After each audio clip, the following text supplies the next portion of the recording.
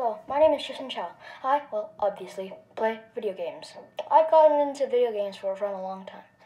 I can say with experience that parents think it's made by the devil, but there are some, like PUBG and Doki Doki Literature Club, which is actually horrifying, and Majora's Mask. Video games have been a concern to many parents in some aspects. I've gotten the ruler every now and then, but video games are not really the parents' main issue. Taxes, their sick brother-in-law, or the March Madness brackets. Obviously, the last one was a joke. Video games have been said to rot your brain, but in actuality, that is incorrect. A study conducted by Queen's Mary Scott University and University College London allowed 72 volunteers to play a game called Starcraft and The Sims, a life simulation game, and scored them on cognitive tests. You would think that the life simulation game would come on top, as it's a life simulation, obviously, but actually StarCraft players come on top. But you might think, but StarCraft is just one of many other games that have different genres and stuff. But actually, there are a lot of other benefits to other games, such as Call of Duty and Battlefield 5, which help your eyesight. Well, just don't stare at the screen. It will not only help your hand-eye coordination, but also your location skills. When you're facing an enemy, you not only have to track them using your eyes, but therefore benefiting your location skills over time, but also your hand-eye coordination. Over time, you would gradually grow a trigger finger for the Xbox controller or something.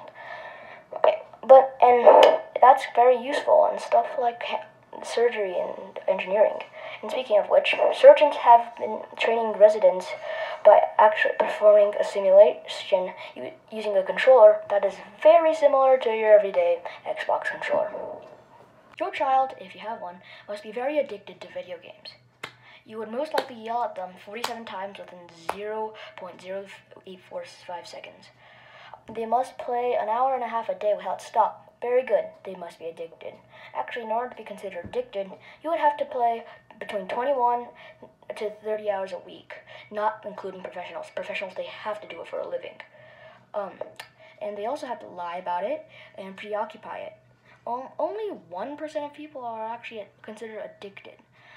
But the amount of parents that are concerned are actually the real problem. Let's talk about stereotypes, shall we? Video games have been said to make you more aggressive, but many studies, too many to count, have shown no correlation between aggression and video games. Unless you're considering giving your opponents hot sauce as aggressive, there have been no signs of aggression. Although some studies have shown aggression, it is the same correlation between sports and aggression. Next stereotype. You can't really pause an online game. It is physically impossible to stop an online game. Let's take Terraria, for example. When you're alone, you go into your inventory and you'll stop the time around you. But when you've got a friend, let's take Billy, for example, and you're playing with him online, you can't pause time when you're in your inventory. You'll keep on getting attacked. But that wouldn't be very fun when every time a little Timmy wants to go to the bathroom or wants to eat dinner or has to eat dinner, and that stops the time around for all the other players. That's not very fun. So I don't think that you should be able to pause video games, but also you can't stop video games at this current age. Well, online, that is. If you didn't learn anything, then that's stupid. Now, every time you ask little Timmy to eat and they say, last game, don't yell until they cry, alright?